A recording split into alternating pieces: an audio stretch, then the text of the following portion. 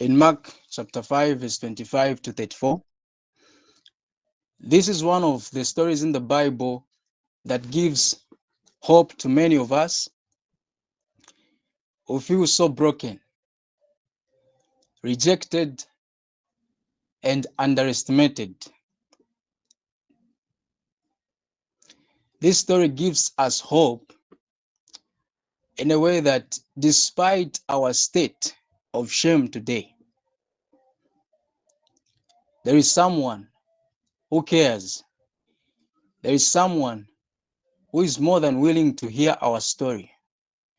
There is someone who is more than willing to take up our shame and put his glory on us. This story gives us that hope. Now, I want us to dig a little bit further into this story and first get to understand the shame that was on this woman.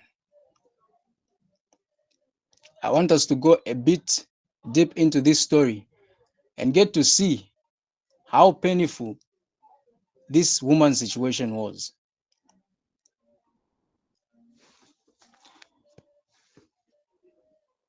The way this woman's situation has been talked about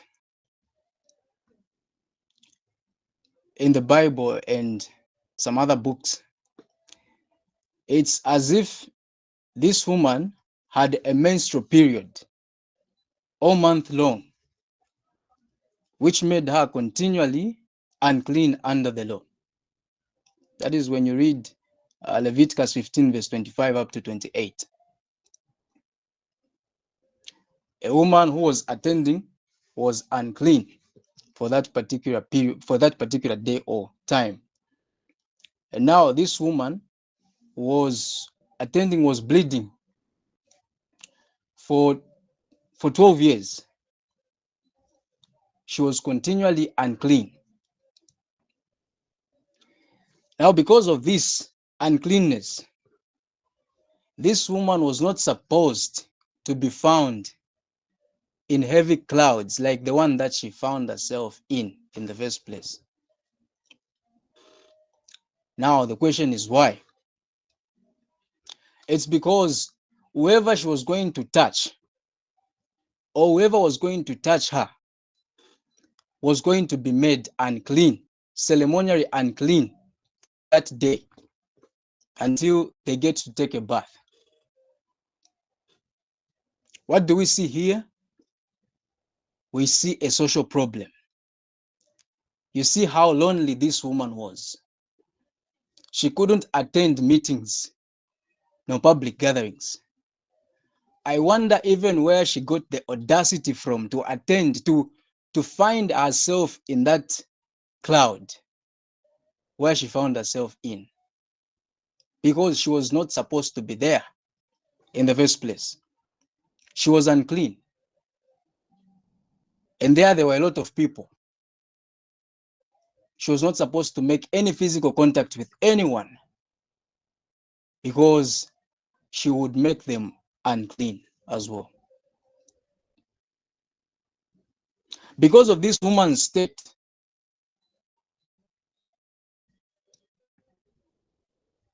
because of her state, she could not bear children.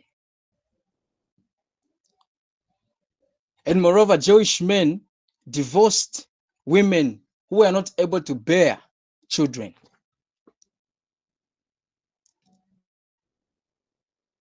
This woman, probably, what we see is she was not married, or she was married, but then down the line, she was divorced because of her state, and she was left alone.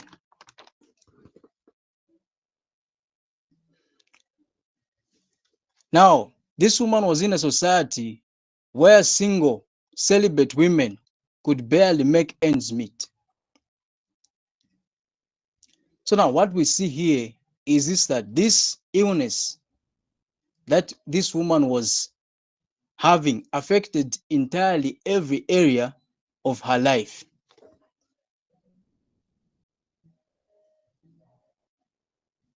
This was not just a physical problem. It was a social problem. At the same time, a religious problem. Now, I can imagine, I can just put it into imagination. Every time this woman was walking, she couldn't hold her head up. She would always look down because there was nothing to feel proud about herself. Every time she wanted to mingle with other people and have meaningful conversations, it will always come to her mind to say she had nothing to offer, but instead rendering uncleanness to other people. What do you see here? Isolation. This woman was isolated. Probably she had no one to have fun with, no one to stay close to her, no one to have those meaningful conversations with because of her state. And now you can think of it. Every time when the day ends, she gets back home and sits in her house. She sits with herself, with her own thoughts, and then she starts thinking, how did this whole thing came about? Is there even hope for me? Is there even someone willing to hear my story and be able to provide a solution? Probably now you can tell because the Bible says she had tried. She had visited many physicians, but they could not provide a solution for her. This was a very desperate situation that she found herself in.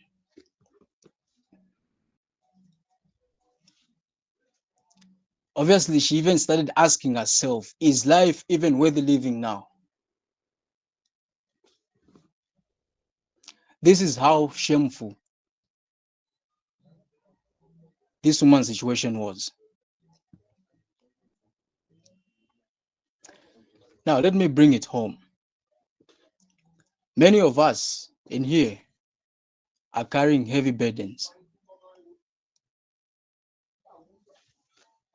There are a lot of things that we are carrying within ourselves, and we're not even willing to bring them up because we know no one cares.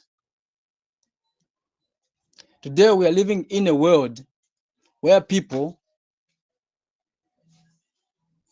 feel good when they see you hurting. We live in a world where people feel bad when they see us doing good. This is why we see it pointless. Many of us see it pointless to come out and speak out our problem to other people. Because the tears that they are going to shed with us are not real tears, they are crocodile tears. Inside themselves, they are happy seeing us going through that situation.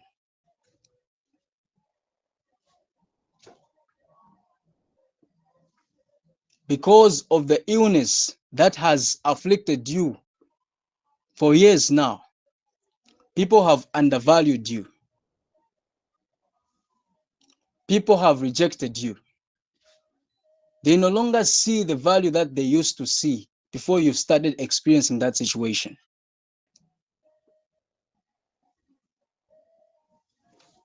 Because of your infertility, which you don't even know how it came about, you have no idea.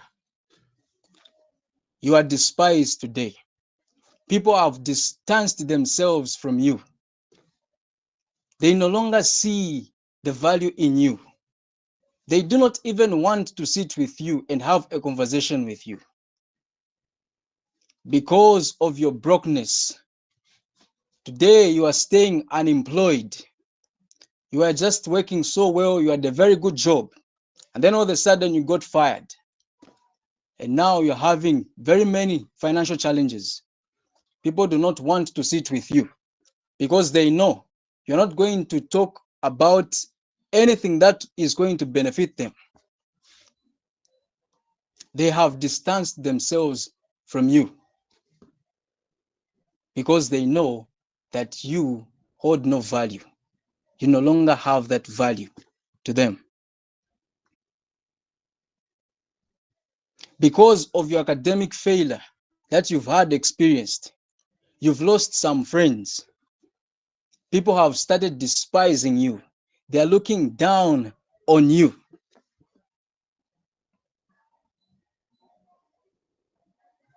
Now, in the midst of all of that, you start asking yourself, who then am I going to share my story with? Is there even someone willing to hear my story? Is there someone who is capable of moving my shame away from, who is capable of moving this shame away from me? I am here to tell you that there is someone who cares.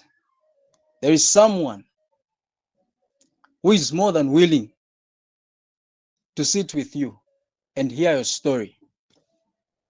There is someone who is more than capable of moving you from your place of shame to your place of glory.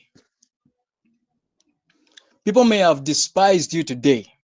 There is someone who doesn't look down on you. Even when you are at your lowest state, there is someone who doesn't look down on you.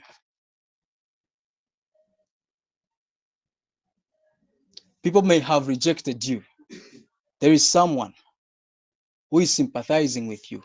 He knows what you are going through today and is more than willing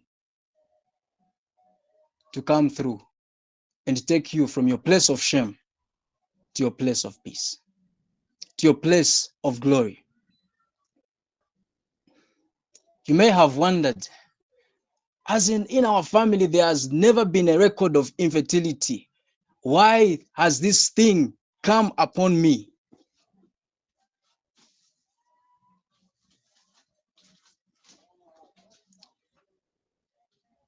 You may be lonely in that situation, but it's just a matter of time. There is someone who is willing to hear from you. Now let's get to find out who is this someone who is more than capable of taking us from our place of shame to our place of glory.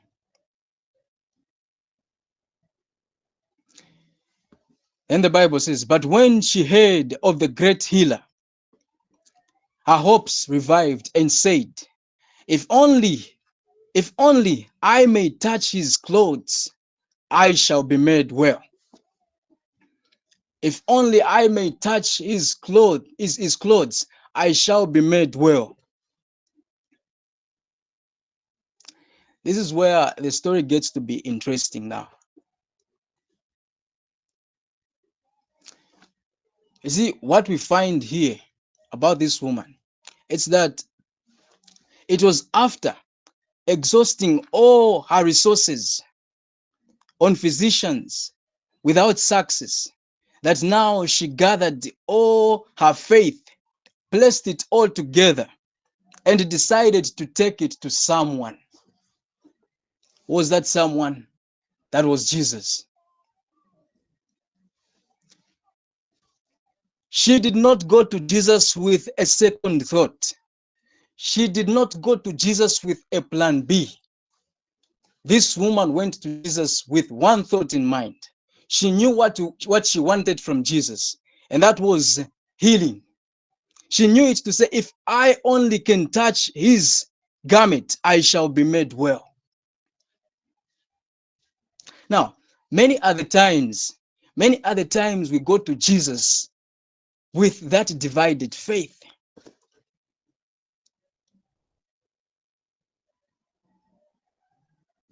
Many other times we go to Jesus with a divided faith. You want to pass your exams, you're preparing to go write your exams, and then you pray, you even pray before you go. You pray, but then you decide to carry something to back you up, that just in case What are you doing? You have a divided faith. And don't even expect anything from God, because you are a double-minded person. The Bible says it in James chapter 1, verse 6 to 8. Ask and believe that you're going to receive what you've asked for. But when you ask, then you are doubting. You are a double-minded person. Do not expect anything from God. God does not want your divided faith. He wants your all faith. Put it all together, then take it to Him. This is what this woman did.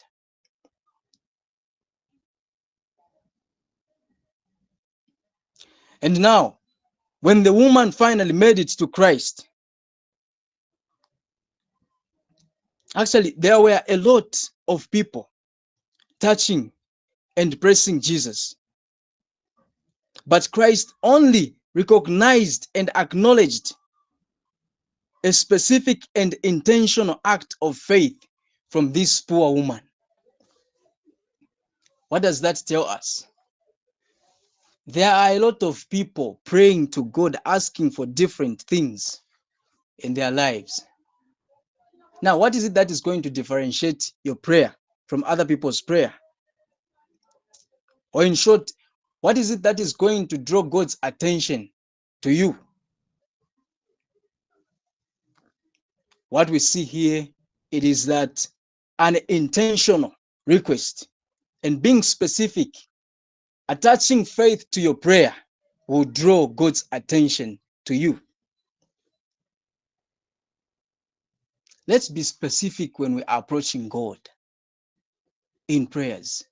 Today, we are not going to run to God, to Jesus, like the woman did. Today, we are going to God through a word of prayer. But before we go, let's be specific and intentional about what we want from Him. And most important of it all, let's attach living faith to our prayers. Otherwise, prayers without faith, they are nothing. And here we see that the only thing that will make God to pay attention to you, it is your faith. Actually, Jesus wasn't up to this woman. He was heading somewhere. He was heading somewhere. But he had to stop and had to listen. He had to stop and give time to this woman and give her what she wanted. God is never too busy for you. God is never too busy for you and me.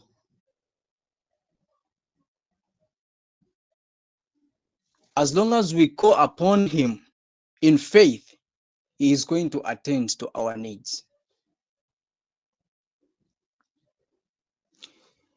The crowd that pressed close about Christ realized no accession of vital powers. But when the suffering woman put forth her hand to touch Him, believing that she would be made whole, she felt the healing virtue.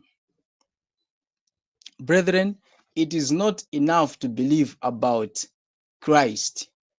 We must believe in Him. For genuine faith is life.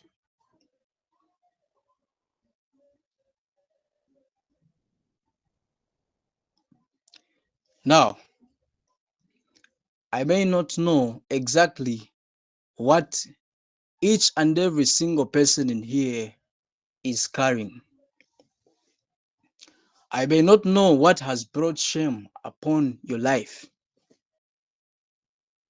But the only thing that I know, and that I know for sure, is that some of us in here are carrying burdens that we have never even talked about, not to our even trusted friends, nor our parents. There is something that we are carrying. And now we even wonder, How am I going to get out of this? Is there someone who is willing to sit with me? Someone who is willing to take up my shame? Just like the way Christ took up the shame of that woman. He didn't care how people were going to see him. In the first place, we heard to say, whoever was going to be made to make physical contact with this woman was going to be made unclean. And Jesus knew it. He knew everything about this woman. Even when she was going to approach him, he knew. But he never avoided her, that she was going to make him unclean. He was more than willing to take up this woman's shame and exchange it with his glory. There is someone who is more than willing to take up your shame. He is more than willing to sit with you. He doesn't care how people are going to look at him.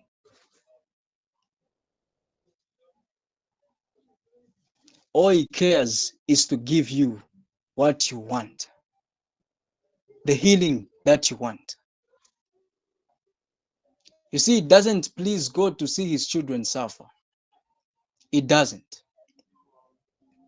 But then if God is able to see us suffer, why is he not reaching out? He gets to heal us. In the first place, why didn't just Jesus Christ himself approach this woman to our place and heal her? There is something that you need to do. You have got a role to play in this. Christ, by the way, knew every thought of this woman's mind, and he was making his way to where she stood, actually. He realized her great need. Now, by allowing her to move from her home place to the place where Jesus was, Christ was helping her to exercise her faith. You have got a role to play. You have to show your faith in him. Then Christ will take you from your place of shame to your place of glory. Christ knows your situation. He knows what is going on in your life. He's just waiting for you to exercise your faith. That is all he's waiting for. He knows your situation. And he wants, in fact, he's more than willing to reach out to you. He's more than willing to make things right with you. Yet he's waiting for you. He's waiting for you to talk to him. Talk to him in a word of prayer, in faith. Have a conversation with him. Sit down with him. He's the only person who is more than willing to sit and hear your story genuinely. And he's going to move you from your place of shame to your place of glory.